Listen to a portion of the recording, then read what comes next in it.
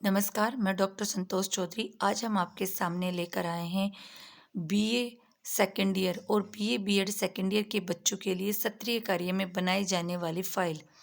आज हमने राजनीतिक विज्ञान के अंतर्गत संयुक्त राष्ट्र संघ टॉपिक लिया है, जिसके अंदर हमने सत्रीय कार्य बनाया है। उसका आमुख आपके सामने लिखा हुआ है। इसके बाद हमने इंडेक्स तैयार किया है, जिसके अंदर हमने संयुक्त राष्ट्र संघ की स्थापना का वर्णन, उसके उद्देश्य, एजेंसियां, महासभा, सचिवालय और अंतर्राष्ट्रीय न्यायालय आदि का वर्णन किया है।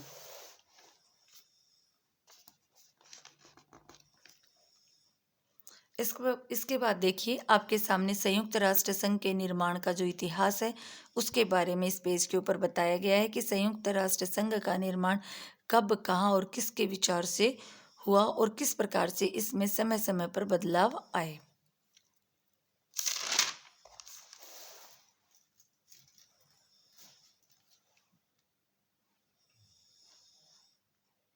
नेक्स्ट पेज के ऊपर आप देखेंगे कि संयुक्त राष्ट्र संघ के संघ के स्थापना के जो उद्देश्य थे उन उद्देश्यों को लिखा है। फिर उसके बाद संयुक्त राष्ट्र संघ के कार्य यानी उनके सिद्धांतों के बारे में लिखा है।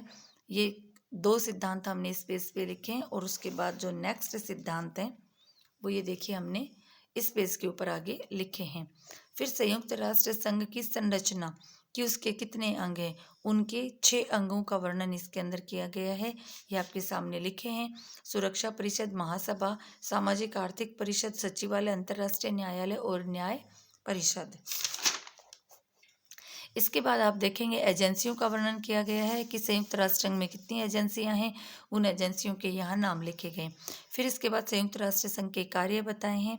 फिर कोष के बारे में वर्णन किया है। इसके बाद आप देखेंगे संयुक्त राष्ट्र संघ की अधिकाधिकारी जो भाग है उसके बारे में वर्णन है। संयुक्त राष्ट्र संघ की प्रकृति का वर्णन किया गया है। संयुक्त राष्ट्र संघ के विभिन्न अंग एवं उसके अर्थ के बारे में इसमें बताया गया है।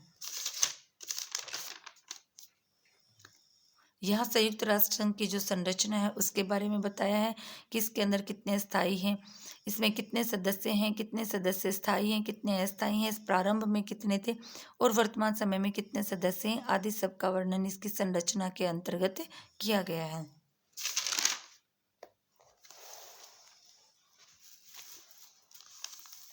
ये देखिए, यहाँ महासभा का वर्णन है कि महासभा के कौन कौन से कार्य होते हैं।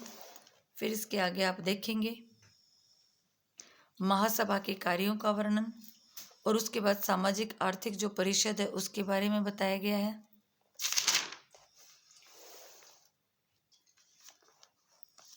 फिर यह सचिवालय के बारे में बताया है कि सचिवालय की नियुक्ति कैसे होती है, किस प्रकार से कार्यकाल होता है, महासचिव कौन होते हैं और अब तक क्या हुआ है, उन सब के बारे में, महासचिव वगैरह के बारे में वर्णन किया है।